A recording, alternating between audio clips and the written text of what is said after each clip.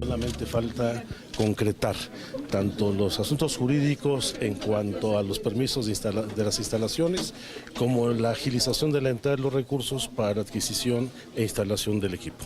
¿Usted ya ha tenido pláticas con el gobierno del Distrito Federal, con la Semarnat? ¿Cómo van esas cosas? No veo ningún problema con la Secretaría de Medio Ambiente a nivel federal. El tema que ha restringido fundamentalmente la autorización para el desarrollo de las obras es el uso de suelo, el ordenamiento territorial que está enmarcado en el terreno que se ha designado, pero siendo un asunto de interés público y habiendo ya precedentes del establecimiento de otras antenas, de otros medios, tanto públicos como privados, pues yo creo que se puede cumplir de manera muy puntual con la legislación del Distrito Federal para que se otorgue el permiso para desarrollar ahí las instalaciones. ¿Hay un permiso otorgado por Copetel desde 2010? Sí, bueno, sí, ese es. ¿Cómo va este proceso? Habrá que establecer ahora con el IFETEL una nueva relación. Esto se desprenderá de las reformas que se presentan ahora con la legislación secundaria que reglamente la reforma constitucional. ¿De qué recursos se tiene que disponer, como comentaste en tu intervención, para hacer posible los 3 puntos respectivos, senador? Bueno, hay muchas restricciones presupuestales al canal del Congreso. Es el canal del medio público que menos recursos públicos tiene en el país. Va a requerir de mucha voluntad política y de buenos oficios por parte de las mesas directivas y las juntas de coordinación política de ambas cámaras. Creo que lo hay, estoy convencido. Incluso en el Senado ya se han liberado recursos para adquirir, para poder tener la cobertura plena de todas las actividades legislativas, ya que tenemos mucha simultaneidad en el desarrollo de las actividades legislativas, pero yo espero que tengamos un presupuesto similar a los del Canal 22 o del Canal 11.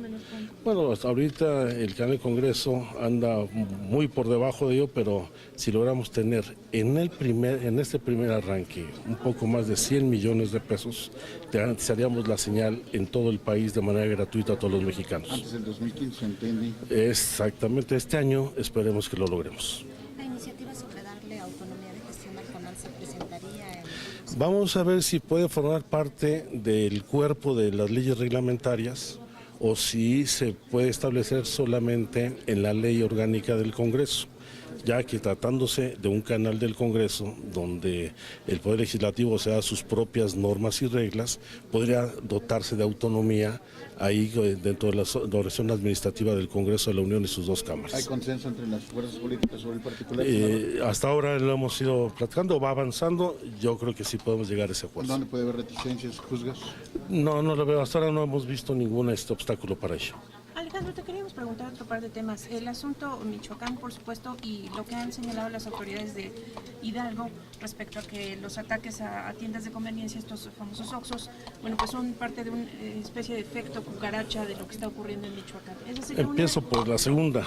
Okay. Bueno, yo creo que lo que hemos visto al ataque a algunas cadenas comerciales no necesariamente tiene que ver con el efecto cucaracha, sino con la extensión de un fenómeno de cobro de derecho de piso por parte de la delincuencia organizada y no necesariamente por los cárteles vinculados a la droga. Yo creo que lamentablemente se han incrementado y diversificado no solamente las actividades del crimen organizado ligado al narcotráfico, sino también han surgido nuevos grupos delictivos de manera regional, a veces hasta municipal, que realiza este tipo de prácticas, y cuando no se da, si no se paga el derecho de piso, hay represalias de esta naturaleza. Entonces, sí puede haber un efecto cucaracha, sin lugar a dudas, en el momento que se desplacen elementos de la delincuencia organizada de Michoacán a otros estados. Pero tenemos que reconocer que este fenómeno ya está establecido en la mayor parte del país. Yo creo que no hay que distraer la atención, porque esto pues encubriría un fenómeno delictivo que está creciendo lamentablemente en todo el territorio nacional. Y en el caso de Michoacán, ahí hay que hacer un trabajo de reconstrucción de todas las estructuras de gobierno.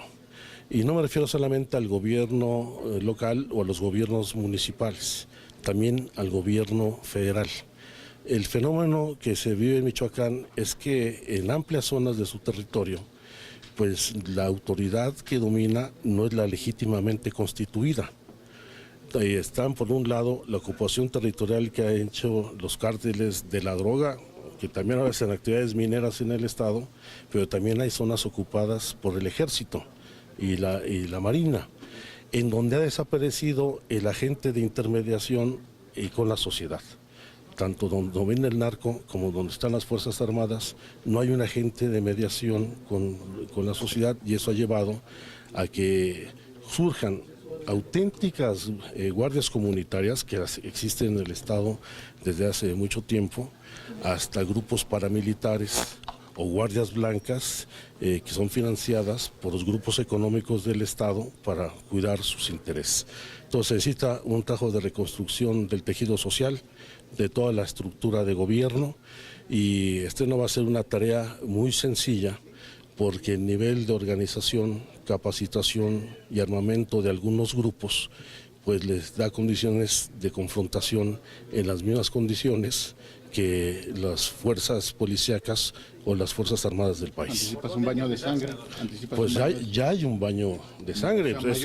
Yo creo que ha llegado a niveles ya de polarización social, y es tal el nivel de armamento que puede haber, sin lugar a dudas, mayores confrontaciones, no solo con las Fuerzas Armadas, sino entre la población civil. ¿Es ineficaz, pues, el tratamiento gubernamental? ¿Es un poco calderonista? Yo creo que fue demasiado tarde la intervención. Se había dado un paso muy importante con la intervención del ejército en el puerto de Lázaro Cárdenas, cuyo objetivo fue fundamentalmente frenar la exportación de hierro de minas provenientes de la explotación de narco hacia Asia, pero creo que todas estas medidas fueron ya tardías, cuando ya gran parte del territorio está ocupado por la delincuencia organizada. ¿Quién es el que debe encabezar o iniciar este Todos. trabajo de reconstrucción? No, eso le corresponde a todos los órdenes de gobierno, e independientemente de que haya un comisionado especial del gobierno federal, pues en primer lugar tiene que reconocer y trabajar en armonía con los poderes locales, con el gobernador, con el Congreso local y con los presidentes municipales. No puede erigirse en una metaautoridad por encima de los poderes locales. Eso sería un error gravísimo. Y tiene que ser en plena coordinación con los órdenes de gobierno, y tiene que haber un acuerdo con los partidos y la sociedad michoacana. ¿Y es legal entonces en estos términos la intervención de este comisionado, del comisionado Castillo, Alejandro, o el Congreso debería cuestionar la legalidad del decreto o el acuerdo por el que el Ejecutivo lo yo creo que el Congreso debió haber intervenido en la suscripción de este convenio, porque no basta solamente el aval del Ejecutivo local, y es muy importante que el Congreso, que es la representación de la entidad, hubiera participado. Aquí lo que hay que subrayar es que debe evitarse, a como dé lugar, la suplantación de la autoridad local, porque el siguiente paso pues no es el asunto de la desaparición de poderes, sino la suspensión de garantías, y eso pues no podría permitirse ni en Michoacán ni en ningún estado. La suplantación, perdón, la actuación de Mireles y de los autodefensas, ¿cuál sería tu opinión, senador?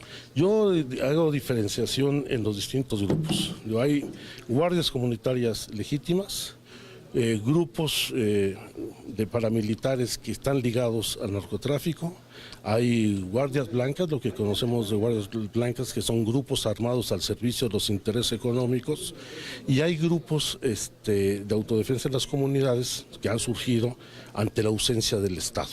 Entonces, cada grupo requiere un tratamiento diferenciado.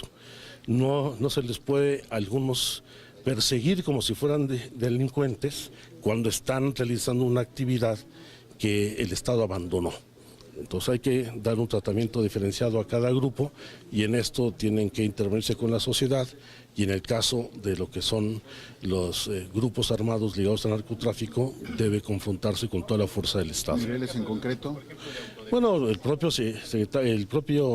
comisionado de Seguridad Pública reconoce que no hay ninguna orden de aprehensión ni ningún delito cometido por él. Entonces él goza plenamente de sus derechos políticos y ciudadanos. Ya te íbamos a preguntar nada más. Mañana se prevé ya la ejecución de Edgar Tamayo en Texas y parece que no habrá oído a las peticiones del gobierno mexicano. Pues lamentablemente la diplomacia mexicana, la sociedad mexicana no ha roto con los oídos sordos y la intransigencia de las autoridades norteamericanas.